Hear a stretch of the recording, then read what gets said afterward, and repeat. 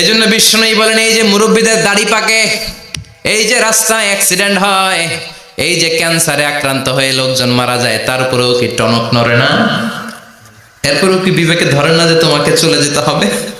আকসিরু যিকরা হাযিমিল্লাহ, জীবনের সব স্বাদকে পানসা করে দেয় ওই মরণকে স্মরণ করো। মরণকে স্মরণ করলে জাহান্নাম বরণ করা লাগে না। চিল্লায় বলেন ঠিক কিনা? আবার আল্লাহ বললেন, গোলাম, স্পেশাল একজন ফেরেশতা আমি মরণের জন্য সিলেক্ট করলাম, নাম মালাকুল মাউত। তাকে আমরা আজরাইল বলে চিনি।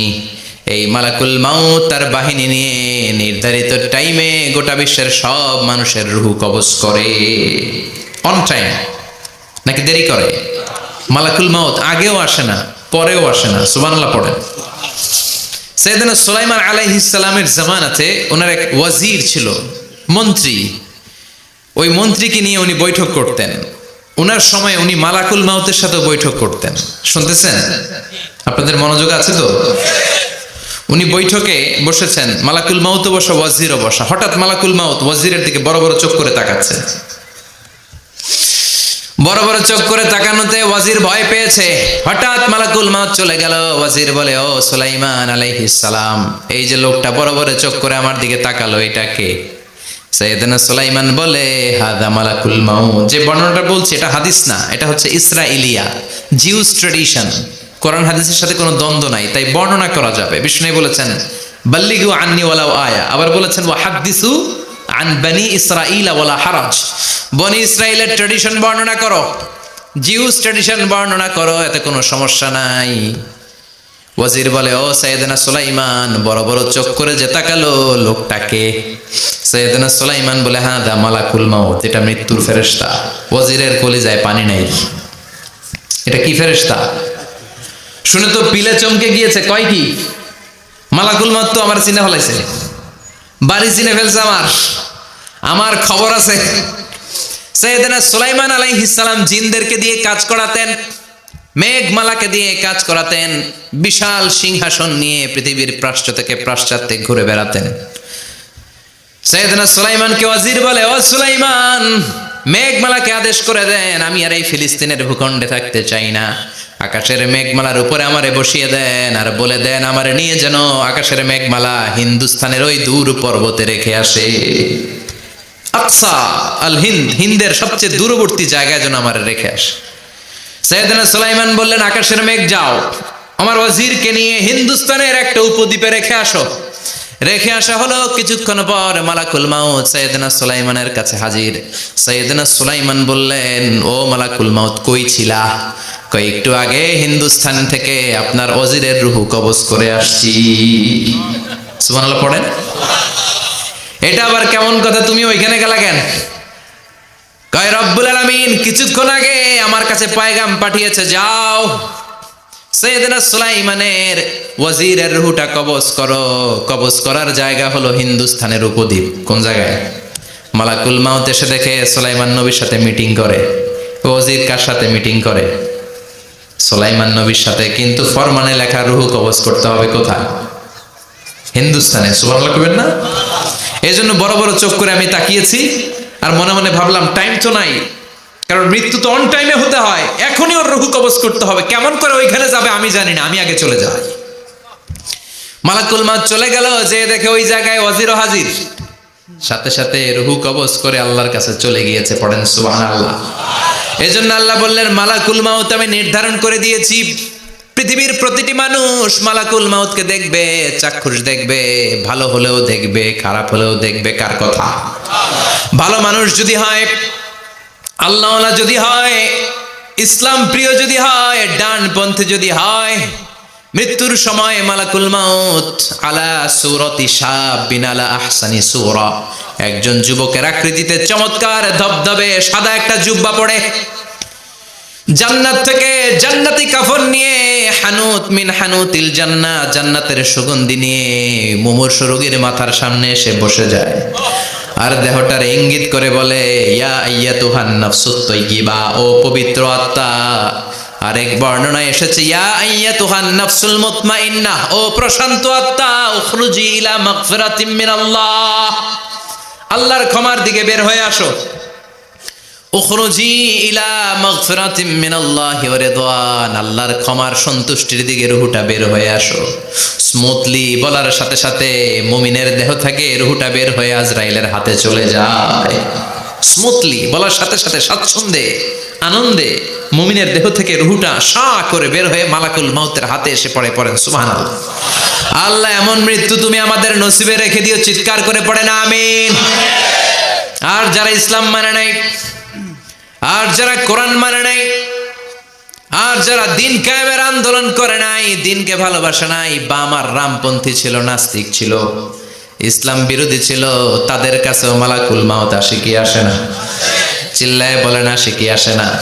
তাদের কাছেও আসে, কিন্তু আলা সূরাতি আকবাহি রাজুল, একজনের চেহারা যত ভয়ঙ্কর হতে পারে, যত নিকৃষ্ট হতে পারে, এরকম ভয়ঙ্করতম নিকৃষ্ট দুর্গন্ধওয়ালা একটা চেহারা নিয়ে আসে। রিজলাহু ফিল আরদ, পা থাকে জমিনে, রাসুহু ফিস সামা, হাদিসের বর্ণনা, পা দুইটা জমিনে, মাথা আকাশে। এসে ধমক দিয়ে জালিমের মাথার সামনে এসে বলে, ইয়া আইয়াতুহান নাফসুল খাবিসা, হে পাপাত্তা, হে অপবিত্র আত্মা, উখরুজি ইলা সাখাতিল্লাহি ওয়া গাদাবিহি, আল্লাহর রাগের দিকে, আল্লাহর অসন্তুষ্টির দিকে বের হয়ে আয়। মালাকুল মাউতের এই অর্ডার পাওয়ার সাথে সাথে রুহটা কিন্তু বের হয় না। মুমিনের রুহকে ডাক দিলে যেমনি স্মুথলি বের হয়, কাফিরের রুহ এভাবে বের হয় নাকি? কথা বলেন। রুহটা ডানে যায়, ফাতাতাফাররাক, একবার রুহটা ডানে যায়, আবার রুহটা বায়ে যায়, আবার সামনে যায়, পায়ে যায়, হাতের মধ্যে ঢুকে ডানে বায়ে যায়। মালাকুল মাউত আবার ধমক দিয়ে বলে, ইয়া আইয়াতুহান নাফসুল খাবিসা, পাপাত্তা, বের হয়ে আয়। রুহটা আবার ডানে যায়, বায়ে যায়, সামনে যায়, পেছনে যায়। এবার ঘপাস করে মালাকুল মাউত রুহুকে ধরে টান মারে। সারা দেহটা থেকে প্রাণ রস সিক্ত করতে করতে দেহ থেকে রুহুটাকে টেনে হিচড়ে বের করে আনে। আর মুমূর্ষু রোগীটা চিৎকার মারতে থাকে, পড়েন না আউযু বিল্লাহ। একটা জীবন্ত ছাগলের চামড়াগুলো জবাই না দিয়ে কেউ যদি টেনে টেনে বের করে,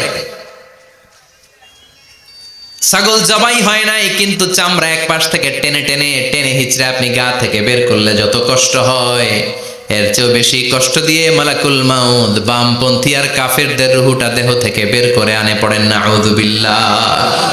আমাদের রুহুটা যেন আল্লাহ, মুমিনদের রুহু আপনি যেভাবে কবজ করান, ওইভাবে যেন আমাদের রুহুটা বের হয়ে আসে। আর জোরে পড়েন আমিন। এজন্য আল্লাহ বললেন, বাল তুসিরুনাল হায়াতাদ দুনিয়া ওয়াল আখিরাতু খায়রু ওয়া আবকা। পাগলের মতো মোহাচ্ছন্ন হয়ে এই দুনিয়াটার পেছনে ছুটে বেড়াও। এই দুনিয়া আসল নয়, আখিরাত হলো আসল। চিল্লায় বলেন ঠিক কিনা? অস্থির, আমরা ব্যস্ত দুনিয়ার লোভে আর মোহে পড়ে আমাদেরকে যে মরতে হবে, চলে যেতে হবে, এটা ভাবার সময় আমাদের নাই। চিল্লাই কোন ঠিক কিনা? এজন্য বলা হয় মুতু ক্বাবলান তামুতু, মরার আগে একবার মরো। হাসিবু ক্বাবলান তুহাসাবু আলাইক, তোমার হিসাব কিয়ামতের দিন করার আগে তুমি তোমার হিসাব করো। জীবনে কি কি পাপ করেছি আমি জানি, আমার চেয়ে ভালো কেউ জানে না। চিল্লায় বলেন ঠিক কিনা? কি কি অন্যায় করেছি আমার হৃদয়ের মধ্যে কথাগুলো আছে না নাই? পৃথিবীর কেউ না জানলেও আমি জানি কি জানি না। এজন্য হাসিবু ক্বাবলা আন তুহাসাবু আলাইক, তোমার হিসাব বসার আগে নিজে হিসাব করো কি কি করলা। আসল মরণের দিন শটান হয়ে তো শুয়ে পড়ো ভাই, মরার আগে আরেকবার মরো। মরার আগে আরেকবার কি করবেন? কথা বলেন। মরার আগে কি করতে হবে? হঠাৎ একদিন বিছানায় শটান হয়ে শুয়ে যান, চক্ষুটা বন্ধ করেন, ভাবেন মরে গিয়েছেন। এই তো মালাকুল মাউত চলে এসে রুহটা নিয়ে গেল। আত্মীয় স্বজন চিৎকার চেঁচামেচি শুরু করে দিল, কান্নার রোল পড়ে গেল চারদিকে। মাইকের মধ্য দিয়ে, মসজিদের মাইকে অ্যানাউন্স হয়, অমুক এলাকার নিবাসী অমুক ভাই আমাদের মধ্যে দুনিয়ায় নাই, তার জানাজা হবে এশার নামাজের পর। সবাই এসে রুহের মাগফিরাত করেন। সবাই আপনারে দেখতে আসবে, কেঁদে কেঁদে লোকজন আপনারে কবর দিতে আসবে। চিল্লায় বলেন ঠিক কিনা? কেঁদে কেঁদে সবাই আসবে, দেখার জন্য আসবে। ছেলেগুলো কাঁদবে, স্ত্রী কাঁদবে, বাবা মা কাঁদবে, বন্ধু বান্ধব কাঁদবে। আর ঘরের মধ্যে রাখা হবে না। এবার আপনাকে গোসল দেওয়ার পালা। চক্ষু বন্ধ করে চিন্তার দরকার আছে না নাই? একটু চোখটা বন্ধ করে ভাবেন, আপনাকে গোসল দেয়া হবে, জামাগুলো খোলা হবে। এত টাকা দিয়ে যে দামি গোসলখানা টাইলস লাগিয়ে ঘরে বানালেন, আপনার শেষ গোসলটা কি ওই দামি গোসলখানায় হবে? লাশ যেখানে ধোয়া হয় ওই জায়গায় ধোয়া হবে। আপনাকে কাফন পরানো হবে। আপনার কলিজার টুকরা ছোট বাচ্চাটারে বলা হবে, আব্বু দেখে যাও, তোমার বাবারে শেষবারের মতো দেখো। আপনার বাবা মা শেষবারের মতো একটা নজর দিয়ে আপনার চেহারাটা দেখে নিবে। বন্ধু বান্ধবরা শেষবারের মতো একবার আপনারে দেখে নিবে।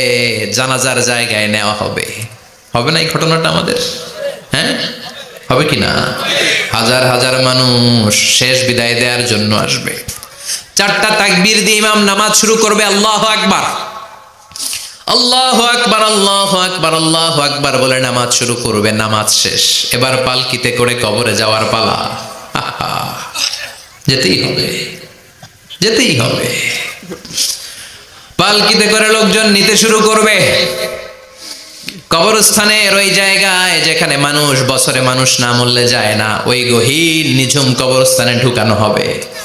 পালঙ্ক থেকে নামিয়ে আপনার জন্য করে রাখা আগ থেকে কবরটার মধ্যে শুইয়ে দেয়া হবে।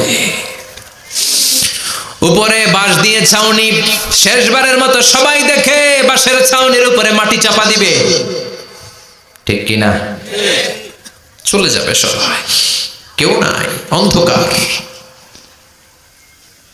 শুধু অন্ধকার। এই অন্ধকার যেন শেষ হতে চায় না। এই ঘটনা ঘটবে না আমাদের? কথা বলেন, ঘটবে কিনা? এজন্য মরার আগে এগুলো চিন্তার দরকার আছে না নাই?